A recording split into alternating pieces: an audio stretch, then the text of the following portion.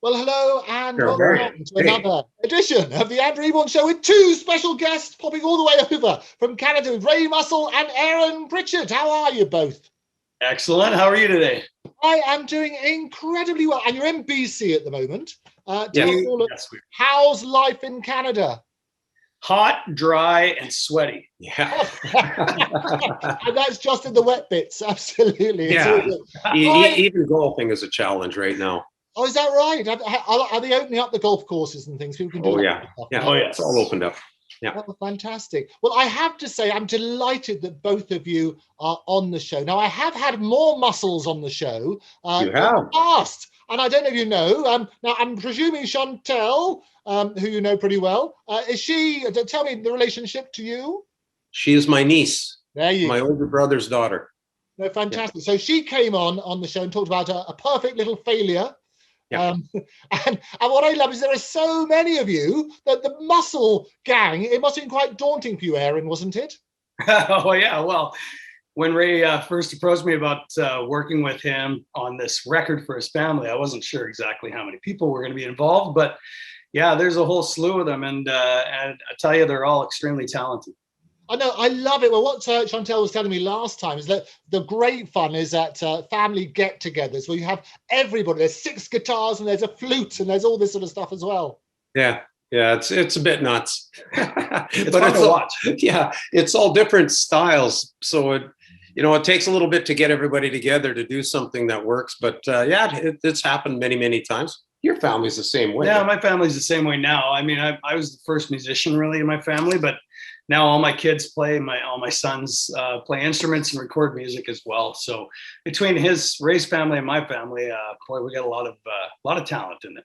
Yeah, it's fantastic. Crazy. And so, how did you two get together? 6 years ago. Yeah. My girlfriend and I were up we were over in Kelowna, in sort of southwestern BC, and Ray and his family were having a family reunion pretty much, and there was a wedding going on, and then we met and we just kind of talked about music and the industry, and before you know it, here we are a couple of years later working together. And it is glorious because both of your careers, I mean, together you stretch quite a few decades between you in the music business. Yeah, 100 years combined, I think. When Canada was in its infancy, absolutely. Yeah.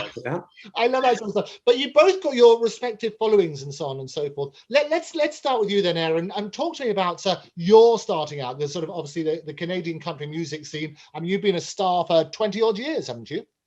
Well, yeah, I've been in the industry for about 30 years, to be honest. It's a lot longer than I ever expected to be, relevant in this industry and still releasing music to radio. And I've had, many, many hits on radio and had my first number one a couple of years ago and looking for my next number one with this new single that's coming out. But yeah, I've been around for a long time, toured the entire country and some of the states. And it's something that, well, really, I can't do anything else, so I'm not capable of doing anything else other than writing songs, playing songs, and performing songs.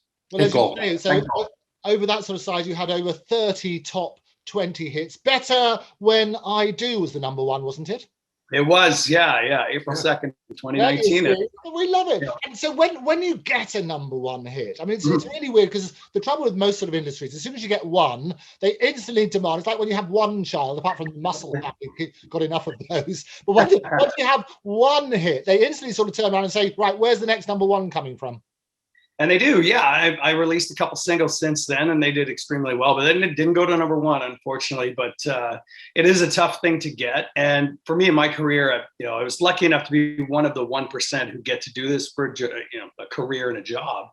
But then I was 1% of the 1% who actually had a bit of a downturn and thought my career was over, and then was lucky enough to come back, and then I get the number one. So I'm still searching for that next number one, but hopefully with the new single I have. Yeah. Oh, come on. This new single, I love. I mean, it's got every single element in there. First, it's a fantastic chorus, which we'll come on to.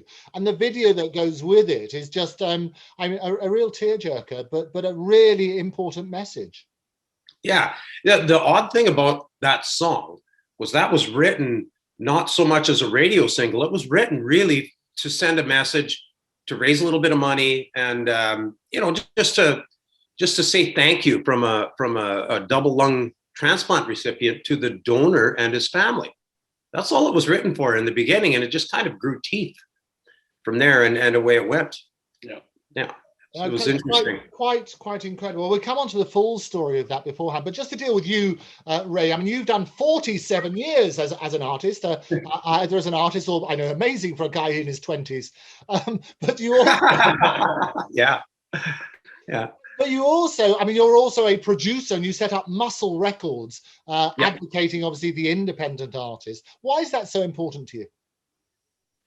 Just because I wanted to create something that was sustainable, that can grow, and that would last for people that normally wouldn't have as much of a chance to have a voice in this industry. Aaron and I sat down. Where this friendship really took off was we sat down with my niece, Chantel, in a restaurant in Victoria one day, and Aaron started talking about his vision of what he wanted to see the music industry become in Canada.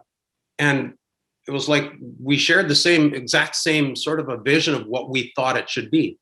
And so a little bit later on, I approached Aaron about producing for me. And he said, well, he hadn't produced, but I had vetted his stuff pretty heavily. And so it went from there, and he agreed to do it with his son.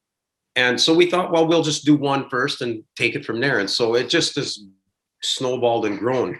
And I've actually found that as a performer, I enjoy performing, but I really like being on the other side of the board and watching other people become what they become. It's pretty special. Yeah, and I think I'm always fascinated with collaborations, because it's trying to work out who's going to lead at this point and who's going to drive this one forward. I mean, how do you two work together? Well, we work together great. We're also great friends, which really helps. But we, there is that yin and yang where it's like, I'll think of a different end of the spectrum than Ray will, and vice versa. But really, when it comes together, we have to admit that Jordan, my son, and his fiancee Danielle, who also have a duo of their own called Cross Parallel, a musical duo. They're producing. They're the ones really digging into the actual musicality of all this, and we put in our input into it, and it usually helps out.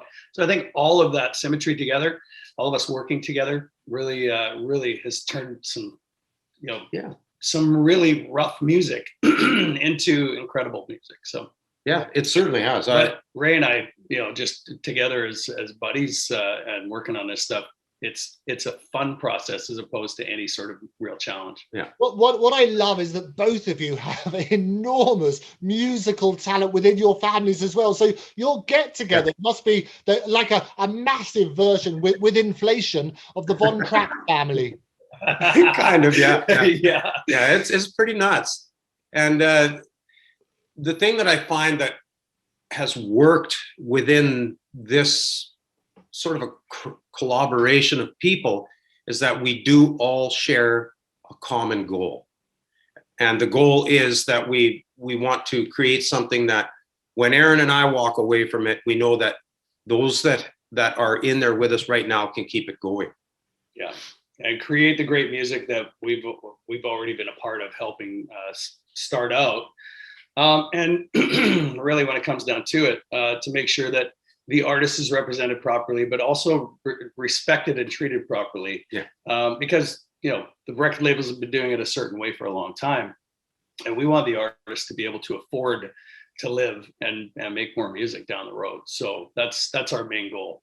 Yeah, and I think it's time for a bit of disruption, isn't it? Music is going through extraordinary times, and lots of musicians have been devastated by the pandemic. And people forget it's not just the artist, the main star on stage, but it's the musicians who support that artist. It's the roadies, it's the concessions, it's everybody. It's a huge industry which has been devastated for the last several months. Yeah, and really what's happened too over the last 18 months or so is that the record labels haven't stopped making money. The artists are the ones who have had to stop their careers at a harsh halt, because of not being able to play live. And the record companies continue to make money, and some of the behind the scenes people Whereas this, our method of how we're drawing up these artist deals is that they will still be making money on their songs if something like this ever happens again, God forbid, but if it does, they won't be sitting there going, I have to get a job. They're the face of what's happening in the music world, and without them in the future, we won't be able to have much of an industry. So we want to be able to have them feel supported, that the record label is also helping them out, and so that they can continue working on their craft, and it'll only make things better in the long run. Yeah, it's got to be good. I mean, we've been talking about the finance. So Gary Newman sort of said recently that had 1 million streams for one of his songs, and he only ended up with about $50. Yeah, that's right. Yeah, that's accurate. Unfortunately, that's very accurate. And but the way things are going right now, legislation here in Canada, anyways, is starting to turn where we're looking for more revenue. That these companies like iTunes and Spotify, they're fantastic at what they do, but the equal pay doesn't really work out too well. I mean, they're definitely benefiting quite a bit more from our music and videos, etc. So we're going to be that's changing slowly here, where we can, when we have 1 million streams, we'll be making a heck of a lot more money than $50 or $60. So like $118. Yeah, about 120. Even though it's relative, I mean, that's still that's a matter of. So how do you? I mean, I've got to ask then, because obviously lots of artists, and we have lots of people on the show, as you know, from all around the world, and they like the idea that people are reinventing the business models. Tell me how your business model works then. So what we do is it's much more inclusive with the artist in all aspects of it, right from cradle to grave. So the artist has say on how we express their music. The artist has say on how we present their music, and the artist has say on how they are recompensated for their music. In other words, everything is completely transparent. When the artist gets a statement from Mussell Records, that statement is absolutely 100% accurate. There's nothing in there that's been added that doesn't need to be there, and everything is right up front. The artist is also paid a better percentage than under a normal deal, and that's just because the record company wants to maintain. The record company isn't interested in making millions of dollars. The record company is only interested in giving artists a voice and being able to do so not out of pocket.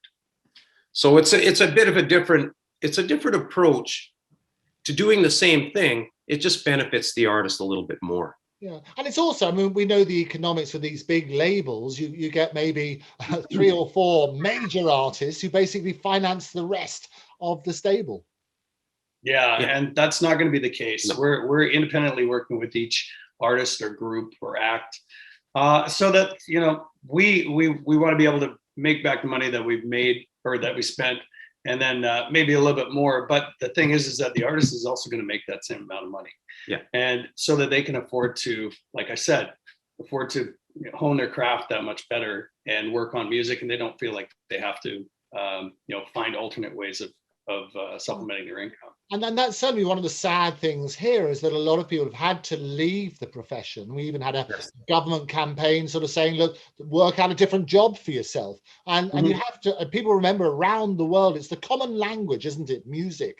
It's what unites the world. And we punch, the same in Canada, we punch way above our weight on the stage to make sure that music should be recognized. And it's a very viable business, but something that needs to be nurtured. You need to nurture your talent.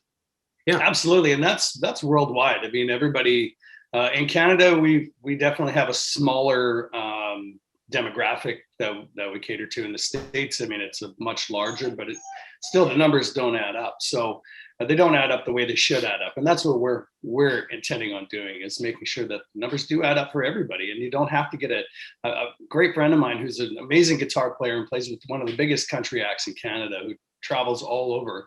During the pandemic, had no choice but to get a job as an electrician. But fortunately for him, he loves the job and he's not playing guitar anymore. unfortunately for the industry, he's not playing guitar anymore, and that's very sad. He did a lot of studio work. He did a lot of live work, and now he's an apprentice for electrician, and fantastic for him. Yeah. So what's his name?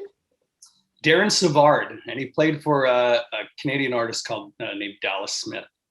Oh no, absolutely. I mean, huge. So and very well respected. And they would have the headlines would say, "Become a musician becomes an electrician. How shocking!" But it seemed like the current thing to do. Oh, look at you. We're really switched on today, aren't we? Raise the king of puns. Oh, you guys can have a pun fest here. Come on. We love it. It's got to be good muscle power. That's what we say. Yeah, that's right.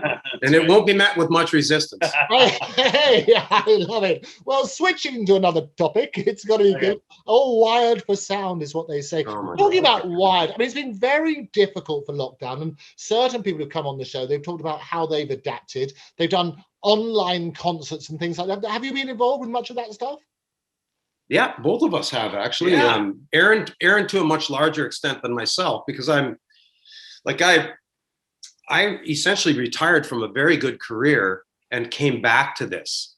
I worked in the oil and gas industry for 28 years as an electrician.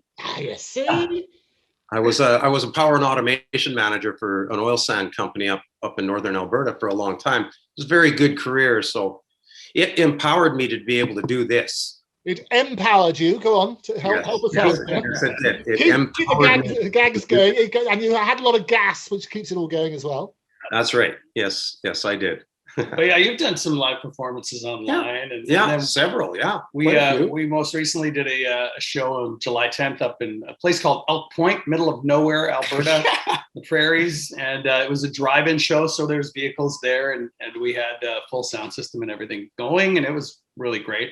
But most recently for me, I played at the Calgary Stampede in Calgary, and it was Alberta, and it was I guess about 4,000 people, and they were all in front of us live, which was a really good feeling because I'd done everything either virtually or the drive-in shows. And sometimes we did shows in October last year that one of them, and I'm singing on a stage outdoors, my band is playing with me, and it was minus 24 degrees Celsius. So it was, yeah, and everybody's warm in their vehicles. It kind of made me jealous, but nonetheless, I think those days are passing us by now, thankfully, and we can move on to the normal life, because we weren't really making much of an income at all with an online show unless we had sponsors. So people don't make money online is the honest answer about it. Whatever people say, you know, with Gary Newman and his a million hits and you get $50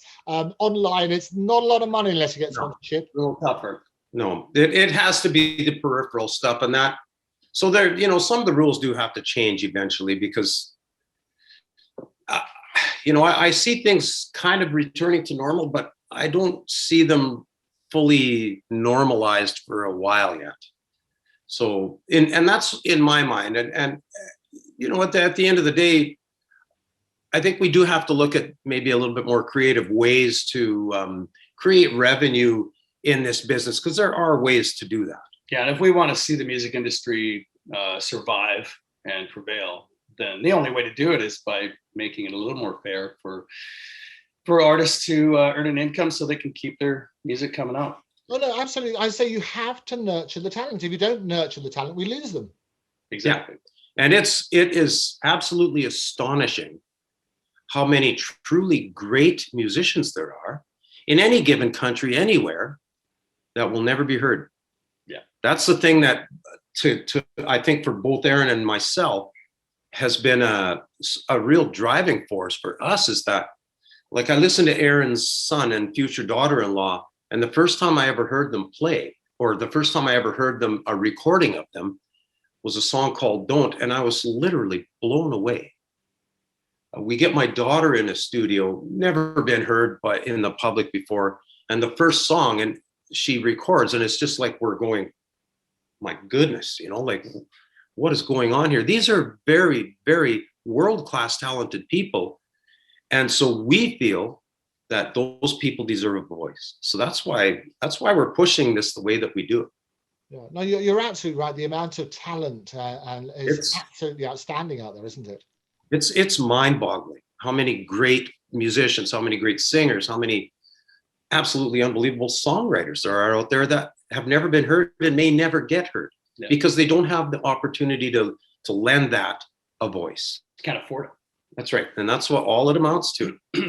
And that's the difficulty, isn't it? Because the amount of money it's required to promote an artist, it's fine putting them in a recording studio, and that's expensive, but you've got to do the whole promotion behind it as well. It's an expensive business.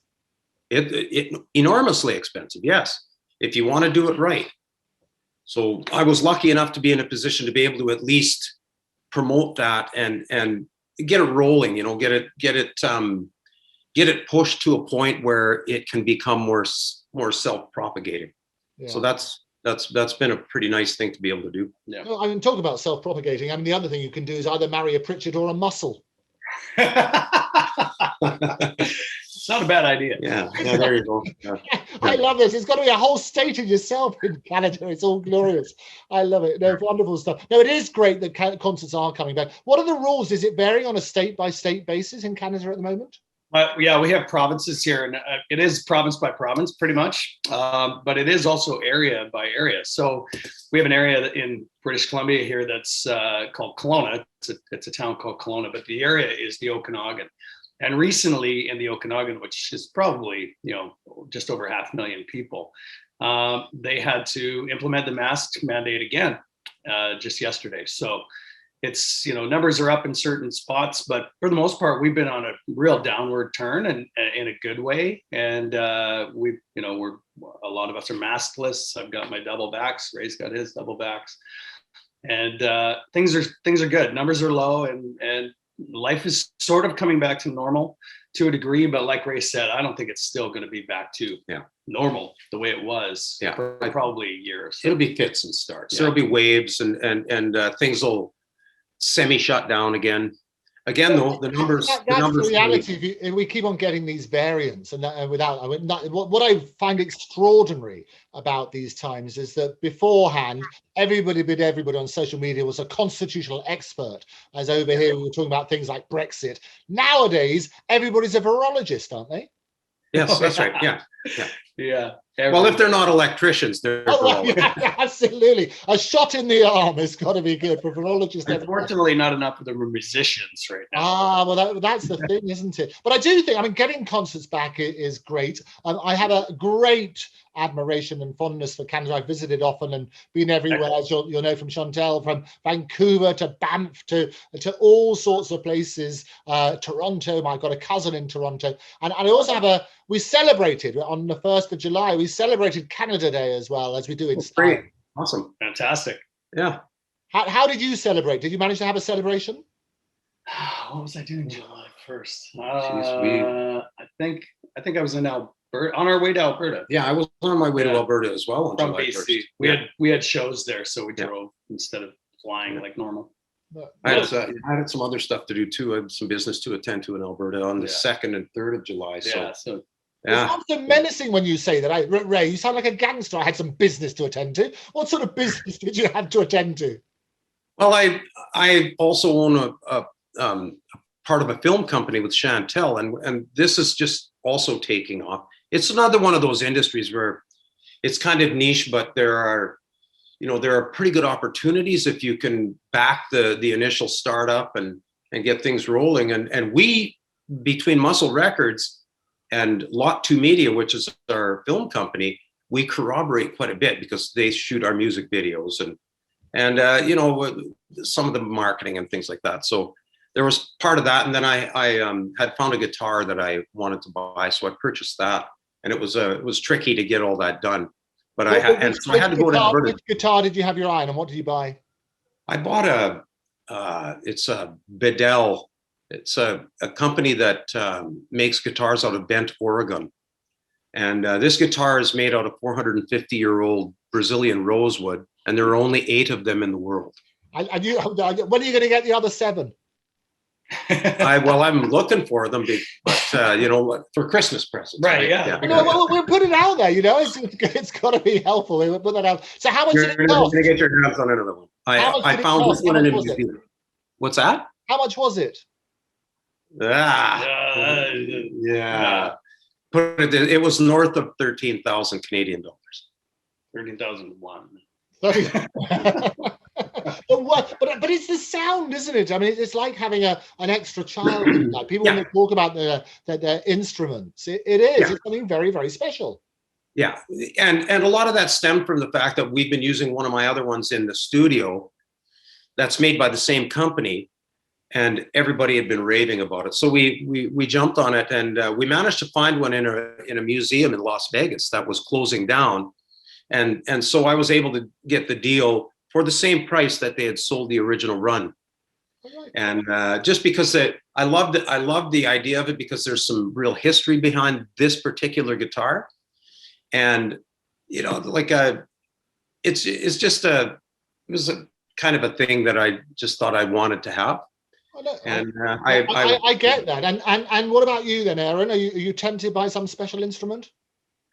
Not really. I definitely like to play my guitars as well, but I'm not as much of an aficionado as Ray here with his guitars. He's a great picker, great player. More than he ever gives himself credit for, to be honest. But no, I'm starting to get into more of the technical side of it, and working with my computer and trying to do some more recording at home. And my kids, my sons, Jordan, Braden, and Mason, they're all over 19 years old. They all know how to work all this stuff, so I'm jealous, and I'm trying to learn as quick and as best I can to know how to work the equipment that they're working right now. So other than that, it's more about not necessarily the instrument. It's more about getting that sound from whatever instrument I'm recording. Yeah. And I think that is interesting, isn't it? Getting the next generation. Now we can do stuff at home with the technology. What might have previously required big recording studios. It's more cost effective now, isn't it? Indeed, yeah. My two younger sons, Braden and Mason, they also have a duo called Atlantis One. And they've got music on Spotify and iTunes and everything. Well, both of my kids, or all three kids do.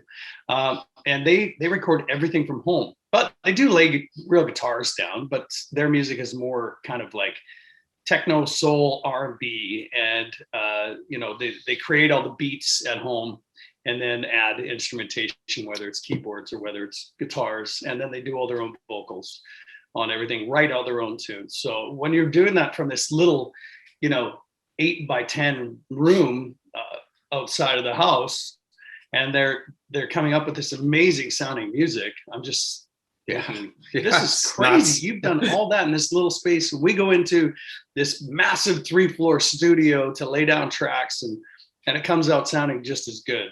It's something I definitely want to learn and try and add to my music. It is incredible, the advance of technology. I do a lot with sort of holograms and AI and so on and so forth, and what it is remarkable what can be created. Have you looked into that side? I mean, how your creation through AI? No, I have not. I think probably Lot 2 has. Yeah, Lot 2 has, and I've invested in companies that specialize in AI. Oh, really? Yeah. Oh, okay. Yeah. So it's out there, and you'll probably have to look into it, obviously, with Lot 2, but eventually. For me personally, what I loved was that moment. How long have you two known each other? 6 years. 6 years, yeah. What I loved is, oh really? There's an oh really. You come on the Andrew Eborn show, and I reveal things about you. Yeah. Oh yeah. Some of that stuff comes out. What we do, another thing that we like to do is we mix this up too, because we do record. The one thing that I wanted our musicians to experience was recording in one of the very best studios in the world. And so we are right now. We're recording in Bryan Adams' studio in Vancouver. And we're using the best musicians you can find.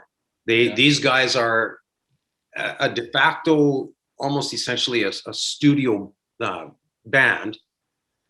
And so our artists get to experience the actual feeling of recording the way it was done back in the day with a live. They're recording live with a live band playing, and that big feeling of it, and it's intoxicating, and it's a great experience for everybody, and they all walk away just in awe of the whole process. And then we turn it over to the people that can, you know, manipulate it all. 6 bedroom. And away we go. So it just becomes it's just a great overall experience. And when I listen to what it started out as, and then get the masters back, it's like being able to do it is addictive. It's really something. We've recorded in 18 months, I think, 18 months, 20 songs. 20 songs in 18 months, good heavens. In the studio. And more coming. More coming. Yeah, we're back in there in 2 weeks. Oh, brilliant. And you're right though, Ray, aren't you? I mean, there's that wonderful atmosphere which you can hear in the production. If you get the right sort of actor in a studio, you can hear it in the final product. Yeah, and we're still actually the live recording, when we're doing it, we're still recording analog. We don't run any auto tune or anything on these voices as they're going. Yeah. And it's recorded to 2-inch tape. The files are then transferred for comping and all the rest of it, but it's really literally it's traditional recording. Yeah, that's how I recorded in that same studio in 2000. Yeah, but you can get away with it because you're so accurate, right? No, I don't know about that. You can get away with it. I like. Does Brian Adams' studio? Does he pop in every now and again? Yeah, he does. He was there for the first couple of sessions that we did, and he's a super nice guy, really nice guy, and made time to come down and have a listen and chat for quite a while. He's a very down to earth man. I mean, he lived in London, I believe, for 20 plus years, and now he had to move back over with the pandemic because his mother still lives in Vancouver. So, but yeah, I don't know. He might be around for the next session, but I think this will be our last session in there. And yeah, he was a fan instantly of Chantel. Loved hearing Georgia as well, Ray's daughter. So hopefully he can hear everybody else too, and become a fan of all. Yeah, he came up to me one day. I was getting a glass of water, and he like we had explained what this thing was all about, and he just said to me, he said, like that's just it's a great thing. Like it's just such a cool thing that you're doing this, with your family. With family. It's family to him is everything. So and I think that's right. And people forget that. I mean, all these big superstars and the big names in the business and so on and so forth. We're all human, aren't we? And I think if you, as Shakespeare famously put it, if you prick me, do I not bleed? If you tickle me, do I not laugh? Yeah. And that's exactly it. And he doesn't make you feel like he doesn't do those things. He definitely is very real and down to earth, and as is many artists that I've met that are on that world stage and very famous. They seem to be the ones that are less pompous and less arrogant than the ones that are not quite at their level. Are you going to name names? No. Well, Garth Brooks was one of the best people I've ever met in country music, and I was a huge Garth Brooks fan before I was a singer, and he was incredibly gracious and very sweet and very down to earth. So. Yeah, same with the ones that I've met. I've done the fanfare shows in Nashville several years in a row, and so we met everybody. I mean, we sat in autograph signing booths with different people and that, and there wasn't very many of them that weren't approachable, really humble. Just they're people. There's somebody's son. There's somebody's cousin. There, somebody's brother or sister. It's so in that sense, most of the ones that I've ever met, anyway, they were really just very ordinary, just like everybody else. Yeah, and I found we've had a lot of major stars throughout my career, talking either on the show or dealing in business. And I actually find that the bigger the star, the more comfortable they are in themselves. Yeah, that's right. And that's part of how they get to where they are. Yeah. I look at somebody like in the country world, like Keith Urban, for example, and most people, because he's a little introverted, but he's a very sweet man, and goes out of his way to make sure that you're okay when you're opening for him, for example. And Garth Brooks was the same way. So yeah, I've had nothing but great experiences with the biggest artists. No, fantastic stuff. And lots of people are going to be intrigued then about how they might get on to such a glorious record company that's going to look after their career, pay them more money. How do you do your filtering process? Right now, it's been predominantly family we started with. That's big enough. That's covered you for generations. That's why you keep reading. But at the end of the day, you do have to look past that stuff too. So we have found a couple more artists that we're working with, and another one on the horizon that we're working on developing. And what brought us to these people in the beginning was a friendship more than anything else. But like, for instance, the first time I heard one of the artists, his name is Ryan McMahon. The very first time I ever heard him, he was opening for Aaron, and I just was a guest at one of the shows. And I was blown away by how good this guy was, and what a big voice he had, and what a terrific songwriter he was. And I thought, this person needs to be heard. And then the next one was, I again went to one of Aaron's shows specifically to hear somebody. I sat in the audience, and I sat there with my jaw on the floor the whole time. I was side stage with my jaw on the floor. Unbelievable. This group called the Banks Brothers, and this singer, it was like listening to Chris Stapleton on steroids. Yeah, he's one of a kind. You know how John Fogerty's voice is so distinct and so unique. So is this kid, and he's 6'2", white kid, 21 years old. And yet this voice comes out. You think he was a 40-year-old man that has decades of experience. Paid his dues. And yet he has no clue. But he's an amazing singer, and he's got charisma and charm.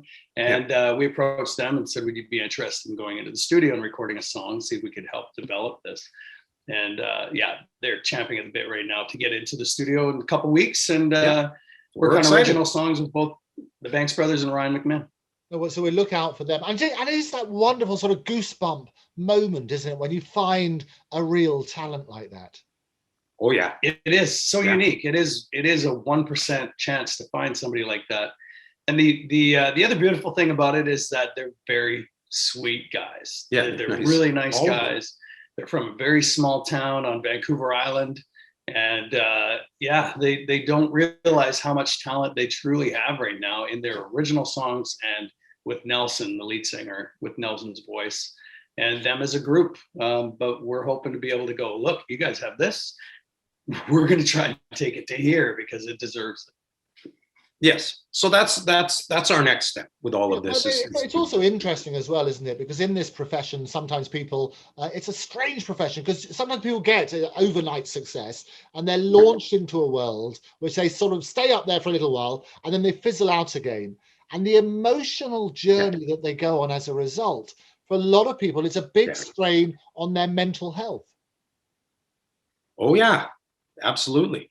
Yeah, we definitely, I've been through it myself as an artist. I'm sure Ray's gone through it too. Yeah. And there is I'm an extrovert, so I don't mind getting out there on stage for 30,000 people. It doesn't bother me. It could be 20 people. That's almost more nerve-wracking to less people, because you can see their faces a little more clearly and hoping that you're entertaining them. But you definitely go through a lot of that stress, but we don't want to. That's a part of our mandate as well, is to be able to take these artists and go, okay, we're gonna show you how kind of this goes along. It's almost going to be a School of Rock sort of approach, and go, this is what to expect. Are you cool with that? Are you okay with that? Because it could get nutty if you happen to hit.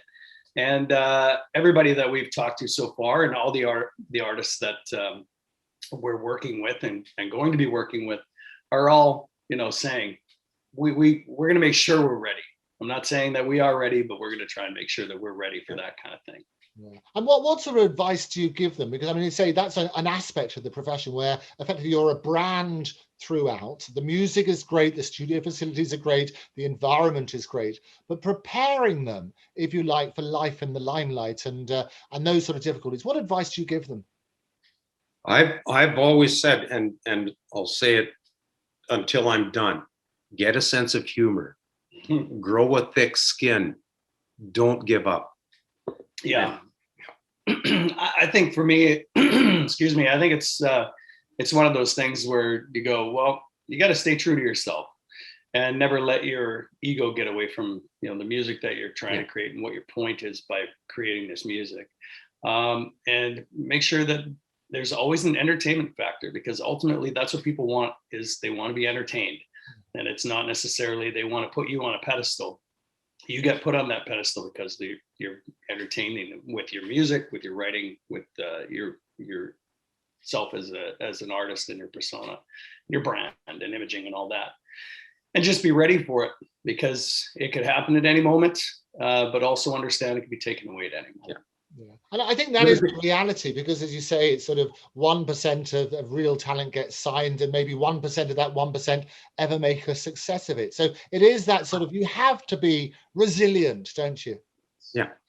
Yeah. The other thing I tell them, all of them, is that they have to listen. Listen to what they have to listen. What was that? To what they're being told, because people that, you know, the people that are in their corner are there for them. Yeah. And so we're not acting on our best interests. We are acting on their best interests, because their best interests ultimately serve our best interests. Yeah. And so we tell them, like my daughter, she's a world-class singer. It's incredible, but it's always, you have to listen. Accept this. Maybe you don't feel like this is you, but this is you. And the people that are saying this are people that have been around us for a while, so they understand that, and they're being objective. So what they're seeing is what's best. Yeah. And so that goes a long way. And as people work through it, they develop a maturity that allows them to do that, and does not let their ego get in their way. Don't take yourself too seriously, but take the industry seriously. Yeah, I think that's right. You can put the fun into dysfunctional, can't you? Yes, exactly. Absolutely. I do it every day.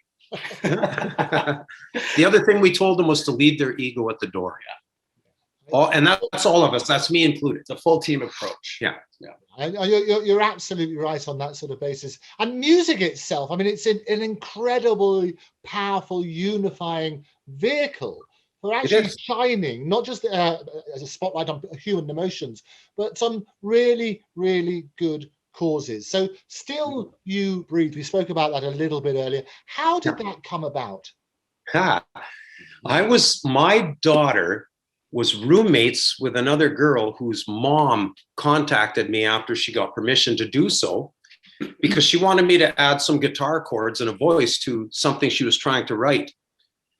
When I took the lyrics that she had and listened to a little bit of a voice sample that she'd sent me, I asked for permission to rewrite the basic structure of all of it.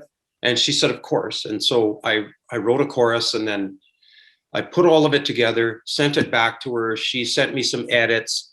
I sent them back. She sent me a few more. It just over time developed in about 3 weeks, I guess, into what it became.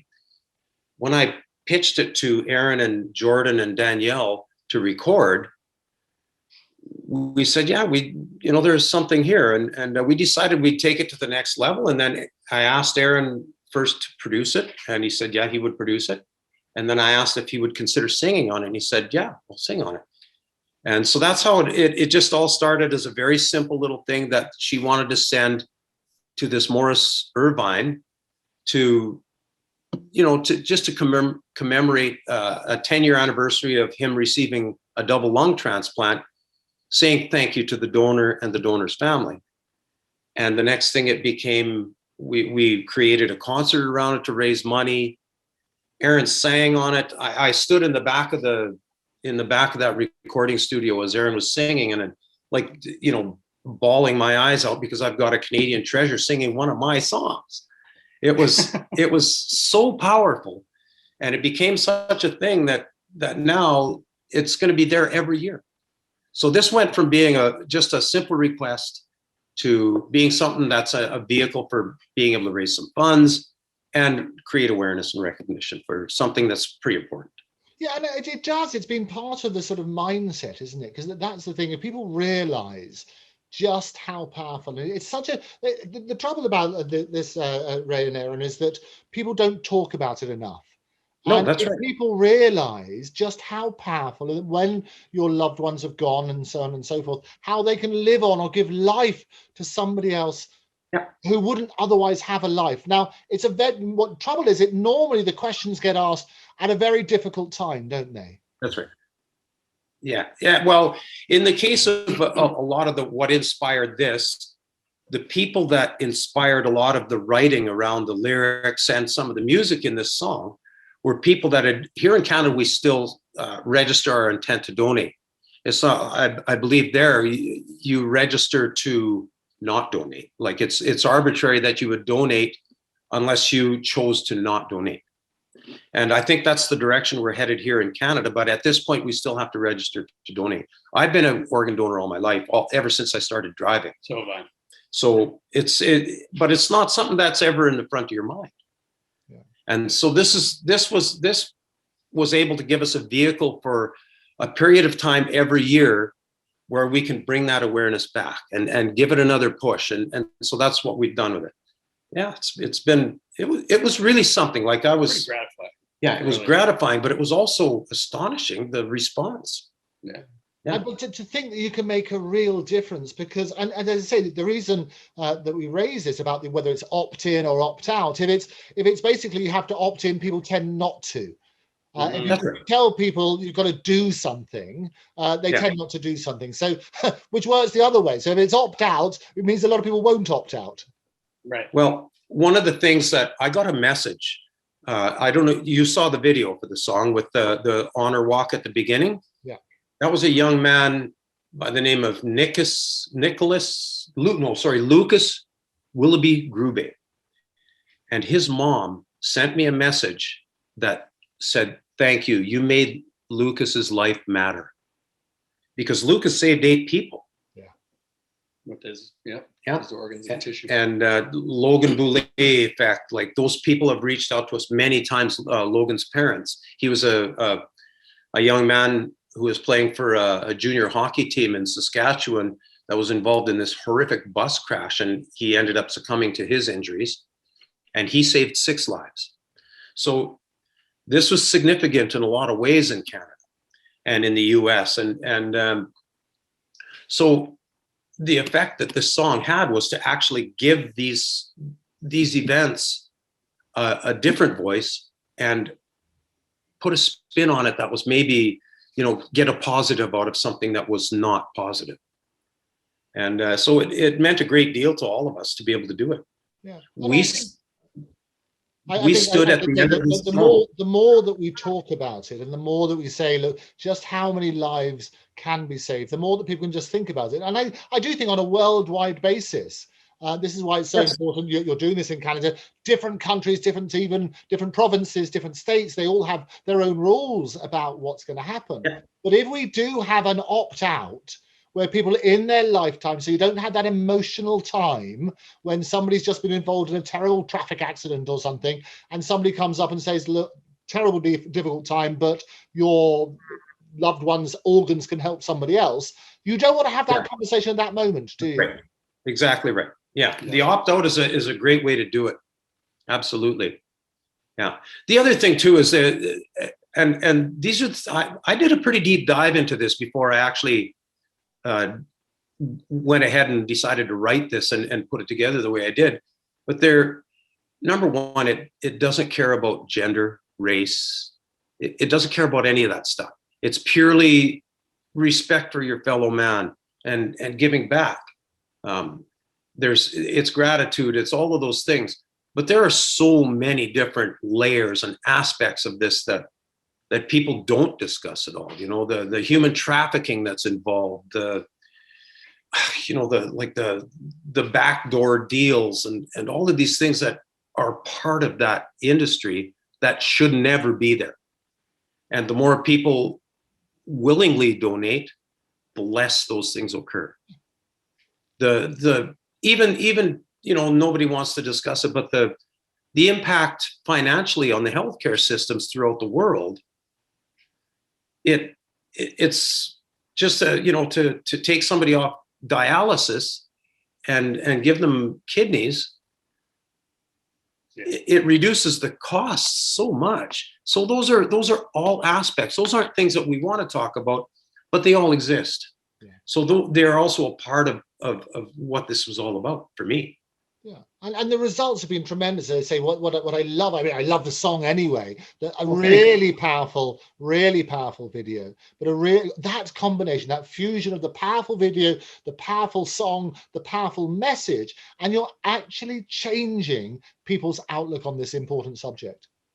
Yeah, I'd like to think we did, and you know, with Aaron's help and his ability to interpret the lyrics the way that he's able to, and just give it the, you know, that level of emotion that it required to get the point across. Yeah, we were really pleased with the results. Bringing it the attention and helping people understand better, because they think, oh, I don't know, I'm donating organs, I don't know what I'm doing. And this was to help them, you know, make more sense of what it is all about, to be your intent to donate.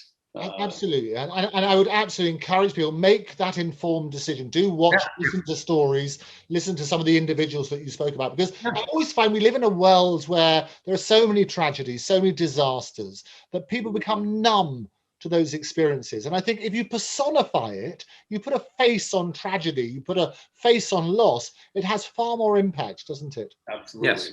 Yeah. Absolutely. Yeah.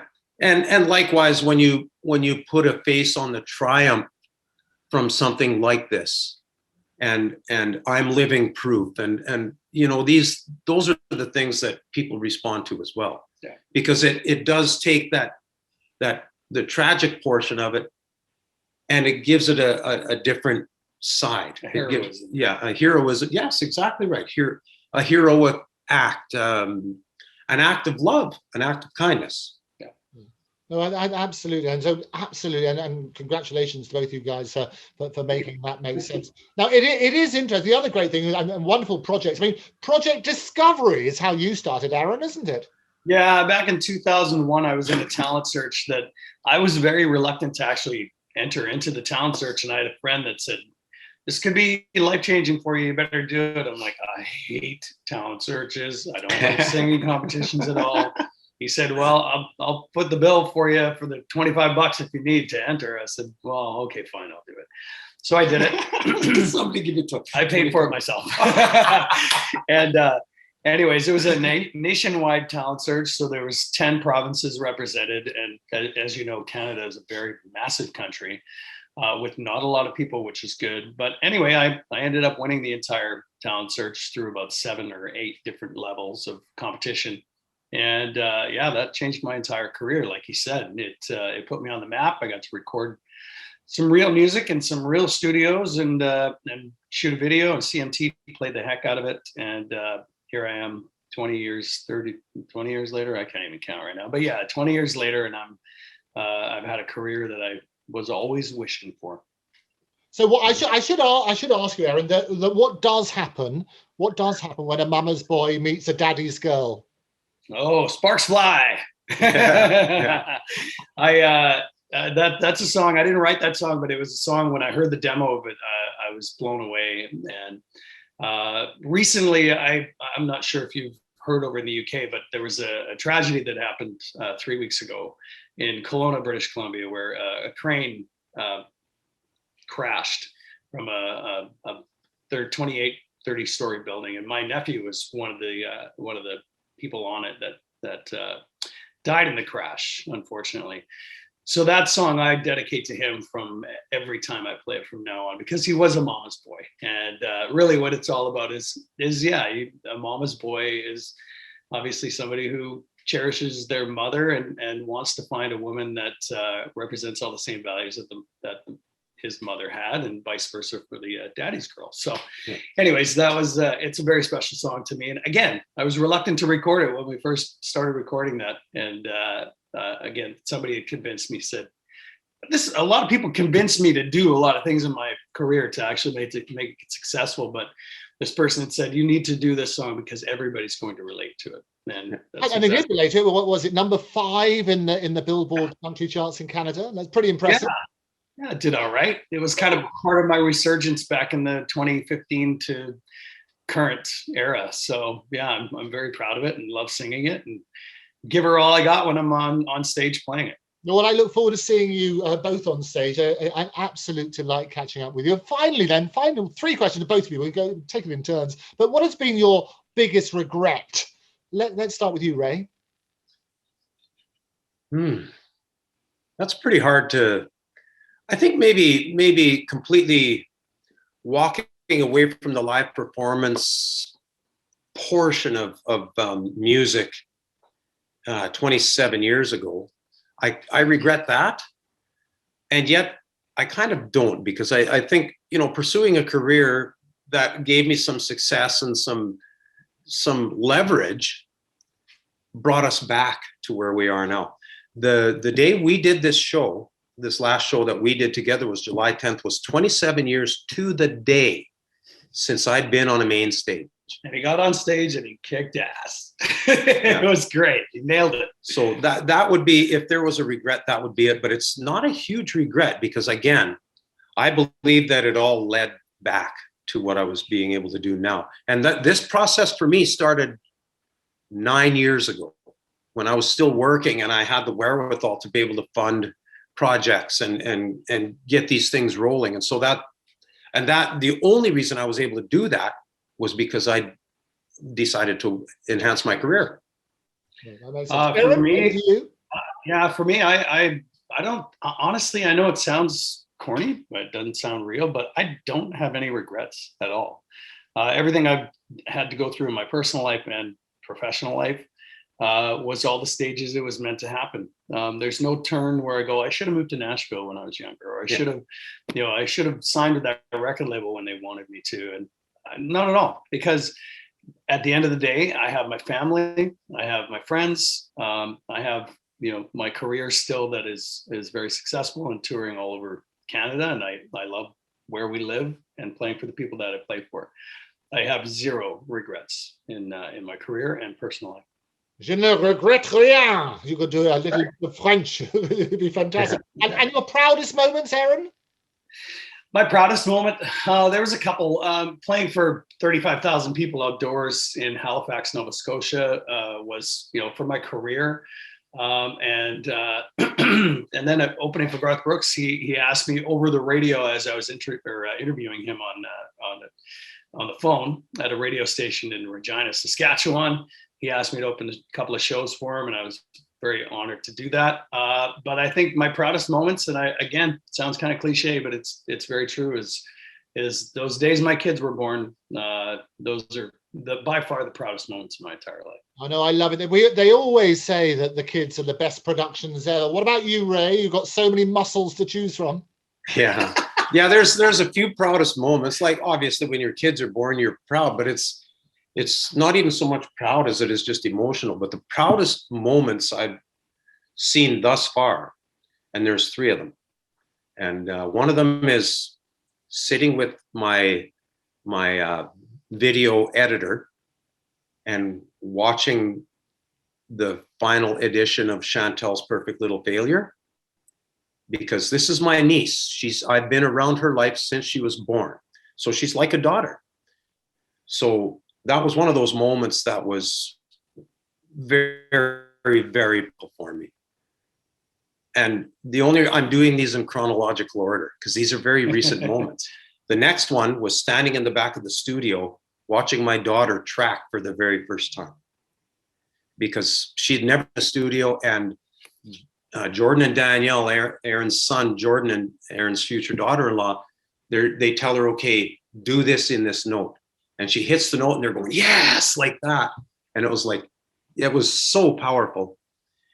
Watching Aaron sing my song was another one of those moments. So those are three of them. And then the other one was watching Danielle sing Outside Looking In. Oh yeah. Because we've become very close, like with the kids. I love all of these people, so they're like family to me. And when I see something like that is so powerful, it just gives me great pride to know that I'm part of it. Those are pretty heavy moments. Oh no, I love it, and I love all those sort of wonders. You're right. Seeing the world through a younger relative's eyes is one of the biggest blessings of all, isn't it? Yeah, absolutely. Yeah. And finally, then, and a powerful thing, because we are reflecting on this. But how would you like to be remembered? Let's start with you, Ray. Somebody who did the best he could, gave back, and made a difference for people along the way. Aaron?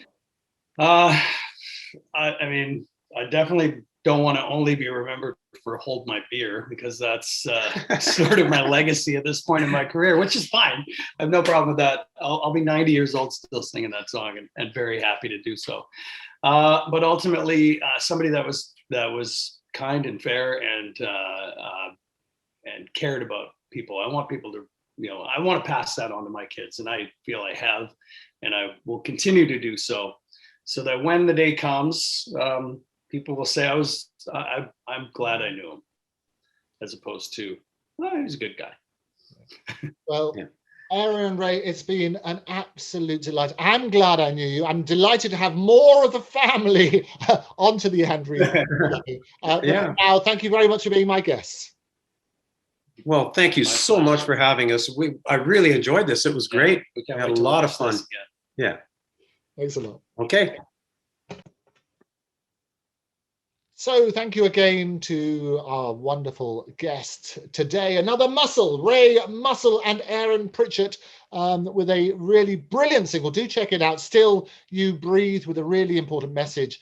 Do make that choice. Look into how different other people's lives can be with organ donation. See the differences it make and make an informed judgment. It's not about being preachy. It's just about turning around and saying, this is the difference it can make. When you know that, you can make that informed decision. If you have any views on any of that, or would like to be a guest on the show, you can write to me at guests@octopustv.com. That's guests@octopustv.com. You can follow me at Andrew Eborn, at octopustv, and don't forget to subscribe on all of the usual platforms. More platforms than Paddington. But until next time, thank you very much for joining me. I look forward to seeing you then. Bye-bye.